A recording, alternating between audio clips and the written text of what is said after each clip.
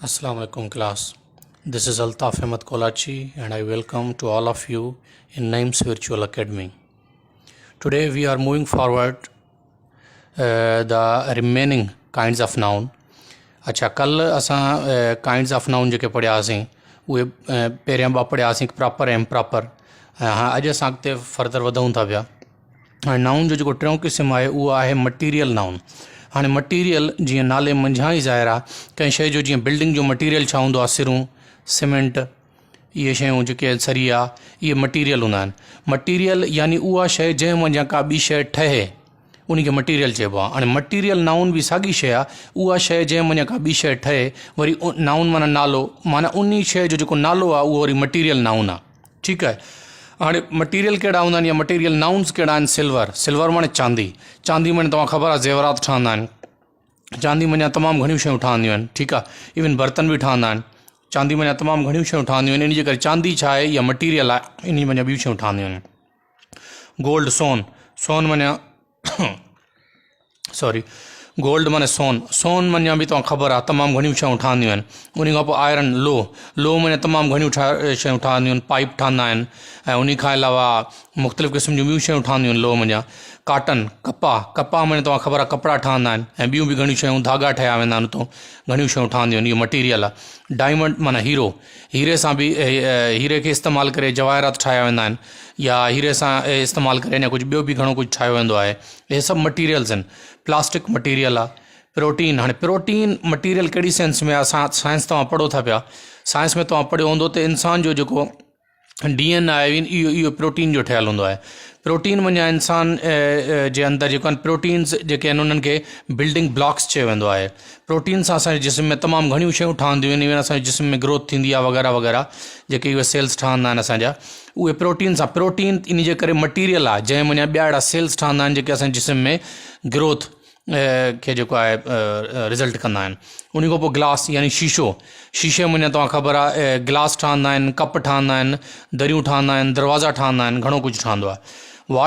Water material आहे छो त वाटर सां चांहि ठहंदी आहे, वाटर सां शरबत ठहंदा आहिनि, वाटर सां जूस ठहंदा आहिनि।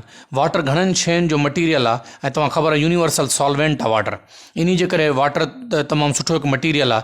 हाणे इहे सभु शयूं छा आहिनि? इहे मटीरियल आहिनि ऐं इन्हनि जा जेके नाला आहिनि यकीनी तौर ते उहे छा आहिनि? मटीरियल नाउन आहिनि। उन खां पोइ असां ॿिए काइंड ते अचूं था, उहा आहे कलेक्टिव नाउन। हाणे कलेक्शन मजमूओ कंहिं शइ जो।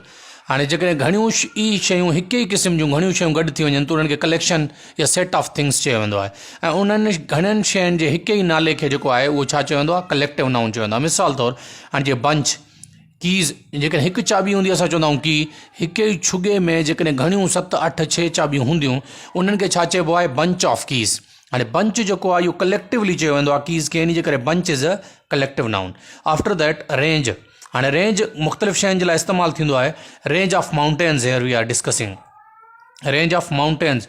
हाणे जेकॾहिं पहाड़नि जी क़तार हुजे मरगला हिल्स जीअं आहे या ॿिया अहिड़ा जेके माउंटेन्स आहिनि उन्हनि जी जेकॾहिं लगातार हिकिड़ी क़तार हुजे, हिकिड़ो पहाड़ हूंदो त असां माउंटेन चवंदासीं।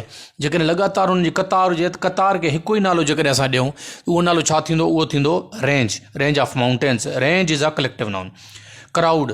हाणे जेकॾहिं माण्हू हिकु बीठो हुजे, घणा बीठा हुजनि, पीपल बि चवंदा आहियूं असां, लेकिन पूरे उन माण्हुनि जे मजमूए खे जेकॾहिं असां हिकु ई नालो ॾियूं त असां छा ॾेई सघूं था? क्राउड माना माण्हुनि जो मजमूओ, मेड़। हाणे क्राउड छा थी वेंदो? इहो कलेक्टिव नाउन थी वेंदो।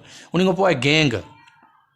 हाणे थीव्स या डेकोइट्स धाड़ेलनि जी या चोरनि जी जेका आहे उहा गैंग हूंदी आहे। 5-6 ॼणा उन में शामिलु हूंदा आहिनि, माना हिक खां वधीक ॼणा हूंदा आहिनि। इन जे करे उन्हनि जे मजमूए खे, धाड़ेलनि जे डाकुअनि जे मजमूए खे असां छा सॾींदा आहियूं?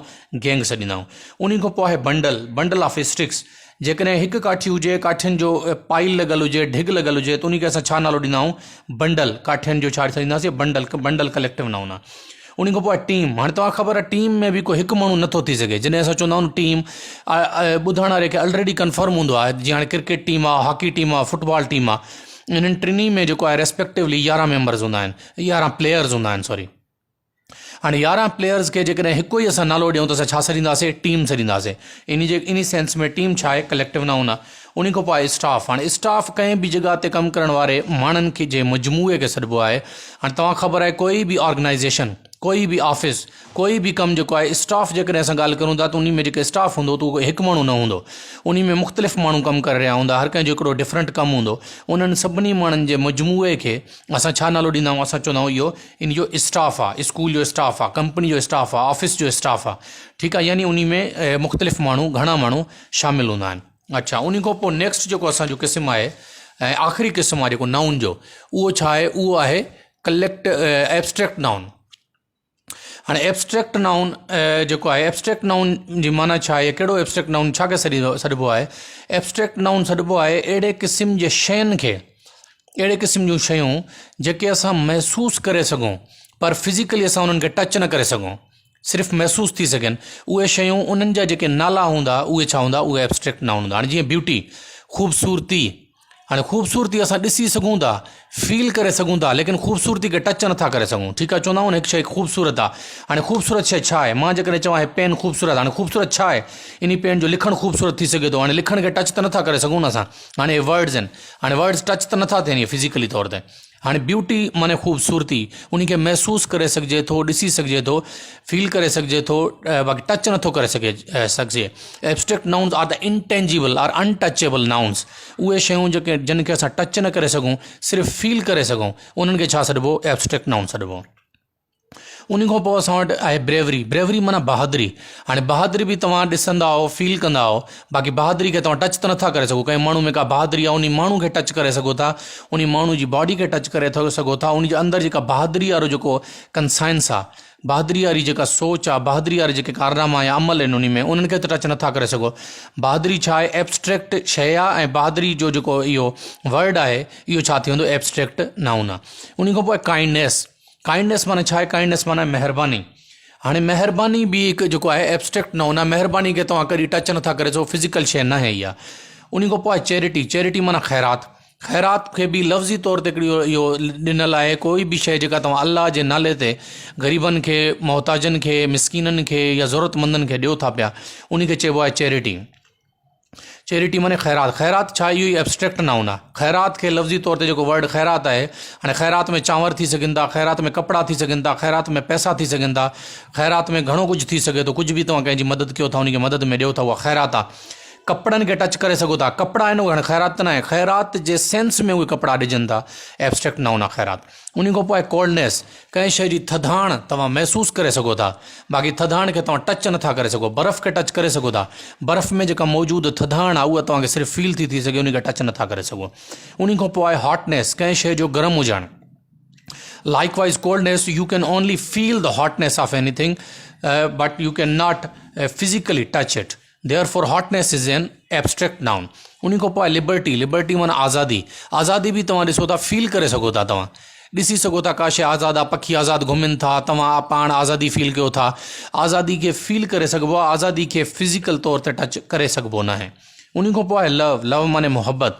हाणे मोहबत बि फिज़िकल शइ न आहे, हे एब्स्ट्रैक्ट शइ आहे। इन जे करे जेको आहे न, इन खे बि तव्हां टच नथा करे सघो, माफ़ु कजो, टच नथा करे सघो। इन जे करे जेको आहे न, तव्हां इन खे सिर्फ़ु फील करे सघो था। हाणे इहो बि छा आहे? इहो एब्स्ट्रैक्ट नाउन आहे। उन खां पोइ आहे डेमोक्रेसी। डेमोक्रेसी चइबो आहे जमहूरियत। अहिड़ो कानून जंहिं में माण्हुनि जी मञी वञे। उहा अलहदा ॻाल्हि आहे, जो पाकिस्तान में माण्हुनि जी ॿुधिजे कोन थी, नालो सिर्फ़ु डेमोक्रेसी आहे। अदरवाइज़ डेमोक्रेसी चइबो आहे, अमेरिका जो 17हों सदर हुयो इब्राहिम लिंकन, उन चयो त democracy is a system of government for the people, by the people, to the people. अहिड़े सिस्टम ऑफ गवर्नमेंट खे डेमोक्रेसी चइबो आहे, जेको माण्हुनि तरफ़ां सिलेक्ट थियल हुजे, माण्हुनि जे करे उहो कमु करे। पाकिस्तान में सिर्फ़ु नाले जी डेमोक्रेसी आहे, अदरवाइज़ जेको आहे डेमोक्रेसी खे बि तव्हां ॾिसी सघो था, हिकु सिस्टम आहे, फील करे सघिजे थो उनखे टच नथो करे सघे। It's not a physical thing. ठीकु आहे। इहे सभु छा आहिनि? एब्स्ट्रैक्ट नाउन्स आहिनि। उन खां पोइ हाणे नाउन जा क़िस्म 5 हुआ जेके तव्हां सम्झी वियो, ठीकु आहे। हाणे उन खां पोइ हाणे उहे वर्ड्स मां लिखिया आहिनि, सेम वर्ड्स, साॻा ई वर्ड आहिनि। हिकु जॻह ते उहे नाउन जे तौर ते इस्तेमालु थींदा, ॿी जॻह ते कंहिं ॿिए पार्ट ऑफ स्पीच जे तौर ते उहे यूज़ थियनि था। कीअं? हाणे मां उन्हनि जो डिफरेंट एग्ज़ाम्पल लिखियो आहे, इस्तेमालु लिखियो आहे। हाणे सभ खां पहिरियों आहे आई ड्रिंक वाटर। हाणे आई ड्रिंक वाटर। हाणे वाटर हिते तव्हां ॾिसी सघो था नाउन आहे, मां पाणी पीआं थो। हाणे पाणी मटीरियल नाउन आहे, जीअं जेको तव्हांखे मां वाटर पढ़ाए बि वियो आहियां। हाणे हिते मटीरियल नाउन जे तौर ते इस्तेमालु थियो आहे। हाणे हिते ॿियो असां वटि सेंटेंस आहे वाटर द प्लांट्स। हाणे वाटर द प्लांट्स माना हिते आहे ॿूटनि खे पाणी ॾियो। हाणे हिते पाणी ॾियणु आहे, हिते जेको वाटर आहे उहो छा आहे, उहो वर्ब आहे, ऐं हिते जेको वाटर आहे उहो छा आहे, नाउन जे सेंस में इस्तेमालु थियो आहे। हाणे जॾहिं बि तव्हांखे को वर्ड कंहिं एग्ज़ाम में कंहिं टेस्ट में ॾिनो वञे, तव्हांखे चयो वञे त इन जो पार्ट ऑफ स्पीच ॿुधायो त कहिड़े पार्ट ऑफ स्पीच सां इहो जेको आहे बिलोंग करे थो, तव्हां डिसाइड किथां ॾिसी करे उन्हनि खे कंदो, तव्हां उन्हनि जो यूज़ेज ॾिसी डिसाइड कंदो कि वेदर इहो नाउन जे तौर ते इस्तेमालु थियो आहे या प्रोनाउन जे तौर ते, या सॉरी नाउन जे तौर ते या वर्ब जे तौर ते या कंहिं ॿिए सेंस में इस्तेमालु थियो आहे, बाद में डिसाइड कंदो। ईअं न आहे त वाटर तव्हां ॾिसी करे तव्हां चओ त इहो आहे ई नाउन, न, हिते हाणे तव्हां ॾिसी सघो था त हिते वाटर वर्ब जे सेंस में इस्तेमालु थियो आहे। उन खां पोइ अचो लव, लव इज़ लाइफ। हाणे हिते लव माना मुहबत ज़िंदगी आहे। हाणे हिते जेको मुहबत आहे इहो छा आहे, नाउन जे तौर ते एब्स्ट्रैक्ट नाउन असां मथां पढ़ी वियासीं, एब्स्ट्रैक्ट नाउन जे तौर ते इस्तेमालु थियो आहे। वरी अगेन तव्हां ॿिए सेंटेंस में ॾिसो, असद लव्स सिंगिंग, असद ॻाइण सां मुहबत करे थो, ॻाइण खे पसंदि करे थो तमामु घणो। हाणे हिते जेको लव्ज़ आहे इहो छा आहे, इहो वर्ब आहे। हाणे त लव आहे, असद जे करे एस लॻो आहे, हाणे प्रेज़ेंट सिंपल टेंस हुजण जे करे हाणे असद लव्स सिंगिंग। हाणे हिते जेको लव आहे इहो एज़ वर्ब इस्तेमालु थियो आहे, हिते नाउन इस्तेमालु थियो आहे, ठीकु आहे न। हाणे यकदमि लव खे ॾिसी करे जंप न ॾियो कि इहो नाउन ई आहे।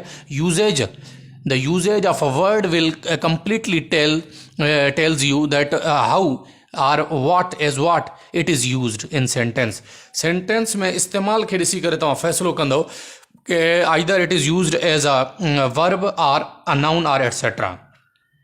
उन खां पोइ ॿियो असां वटि सेंटेंस आहे, make a set of artificial teeth.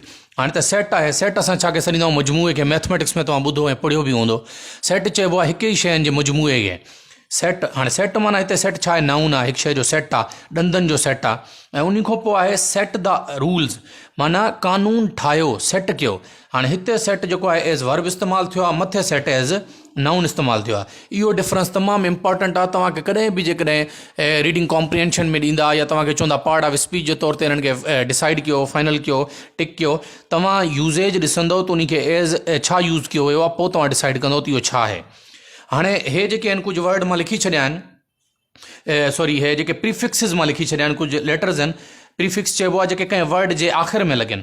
हाणे हिकिड़ो हिते मां जेको आहे ॿियो बि एड कयां थो पियो, उहो आहे नेस, NESS, हे बि आहे। हाणे जंहिं वर्ड जे पोयां इन्हनि मंझां कुझु बि लॻल हुजे, you must have to be 100% sure about it that word belongs to noun. छा जंहिं वर्ड जे पोयां शन लॻल हुजे उहो नाउन हूंदो। मिसाल तौरु हाणे हेॾे ॾिसी सघो था तव्हां, कॉम्बिनेशन छा आहे, नाउन आहे। ऐं हे जंहिंजे पोयां शन लॻल हुजे उहो बि नाउन आहे। मिसाल तौरु तव्हां ॾिसी सघो था एडमिशन। जंहिं वर्ड जे पोयां एस लॻल हुजे उहो 99% नाउन हूंदो आहे, पर 100% नाउन नथो थी सघे। कोई ॿियो वर्ड बि उन में जेको आहे थी सघे थो, पर 99.9% एज़ नाउन हूंदो आहे उहो। जंहिं वर्ड जे पोयां एस लॻल हुजे त तव्हां ॾिसी सघो था जीअं बुक्स। जंहिं वर्ड जे पोयां ES लॻल हुजे उहो बि जेको आहे नाउन ई हूंदो आहे, ठीकु आहे न। हाणे मिसाल तौरु हिते तव्हां ॾिसी सघो था ES आख़िर में इस्तेमालु थियल आहे, मैंगोज़, इहो छा आहे, नाउन आहे। उन खां पोइ जंहिं वर्ड जे पोयां MENT लॻल हुजे, एज़ प्रीफिक्स लॻल हुजे, उहो वर्ड बि छा हूंदो आहे, उहो नाउन हूंदो आहे। मिसाल तौरु ते तव्हां ॾिसी सघो था जजमेंट, MENT पोयां लॻल आहे, त हाणे तव्हांखे वधीक सोचण ऐं ॾिसण जी ज़रूरत ई न आहे, इहो छा जे तौर ते इस्तेमालु थियल हूंदो, इहो नाउन जे तौर ते इस्तेमालु थियल हूंदो, ठीकु आहे। उन खां पोइ ॿियो मां तव्हांखे हाणे जेको ॿुधायो, ॿियो आहे नेस। हाणे मुंहिंजे माइंड में अचे थो नेस, जंहिंजे पोयां लॻल हूंदो, फॉर एग्ज़ाम्पल हाणे जीअं मथे असां हे वर्ड पढ़ी वियासीं काइंडनेस, नेस जंहिंजे पोयां लॻल हुजे उहो बि छा हूंदो, वर्ड उहो नाउन हूंदो। हाणे तव्हां अगरि सोचे रहिया आहियो त हाणे हिते जीअं असां हिते बि असांखे सेंटेंस ॿुधायो हो त असां इनखे एज़ नाउन सिलेक्ट कयूं या एज़ वर्ब सिलेक्ट कयूं, इन्हनि जे बारे में छा ख़्यालु आहे। हाणे इन्हनि जे बारे में मां तव्हांखे ॿुधायुमि, हिन एस खे छॾे, एस वारा बि तक़रीबन नाउन ई हूंदा आहिनि 99.9%। इन खे छॾे जंहिं वर्ड जे पोयां हे शन लॻल हुजे, हे शन लॻल हुजे, हे ES लॻल हुजे, MENT लॻल हुजे, NESS लॻल हुजे, जंहिं वर्ड जे पोयां इहे लॻल हुजनि, तव्हां 100% श्योर थी वञो त उहो वर्ड छा हूंदो, उहो जेको आहे नाउन जे तौर ते ई इस्तेमालु थियल हूंदो, ठीकु आहे। उमेदु आहे तव्हांखे सम्झ अची वियो हूंदो। क्या क्यूरी हुजे तव्हां मूंखां क्वेश्चन करे सघो था। ऐं उन खां अलावा मूं सां कॉन्टेक्ट करण जो जेको तव्हांजो टाइम आहे, उहो तव्हां राति जो कोशिशि करे मूं सां जेको आहे न कॉन्टेक्ट करे सघो था 9 खां 10 वॻे जे विच में। जेको मां होमवर्क ॾियां राति जो 9 खां 10 वॻे जे विच में तव्हां होमवर्क मोकिलींदा कयो, इनशाला मां तव्हांजो चेक करे फीडबैक बि तव्हांखे ॾींदुसि। कोई बि क्वेश्चन हुजे मां तव्हांखे ॾींदुसि। तव्हां ॾींहं जो बि मोकिले सघो था मूंखे, अगरि को राति जो फॉर एग्ज़ाम्पल न करे सघियो आहे या कुझु बि मोकिले सघो था, पर ॾींहं जे लाइ शर्त इहा आहे त ॾींहं जो ज़ाहिरी ॻाल्हि आहे असांजी ज़ाती हिकिड़ी लाइफ बि आहे, कमु बि करे रहिया आहियूं, मां स्कूल में टीचिंग बि कंदो आहियां। पोइ ॾींहं जे टाइम जॾहिं टाइम असां फ्री थींदासीं उन टाइम तव्हांखे रेस्पॉन्स कंदासीं। बाक़ी राति जो 9 खां 10 वॻे ताईं असां तव्हांजे लाइ ईअं सम्झो रिज़र्वड आहियूं, 9 खां 10 वॻे ताईं तव्हां होमवर्क मोकिलियो, कोई क्वेश्चन कयो, इनशाला तव्हांखे उमेदु आहे फौरी तौर ते इनशाला तव्हांखे रेस्पॉन्स कबो। उमेदु आहे तव्हांखे सम्झ अची वेंदो। वॾी महिरबानी।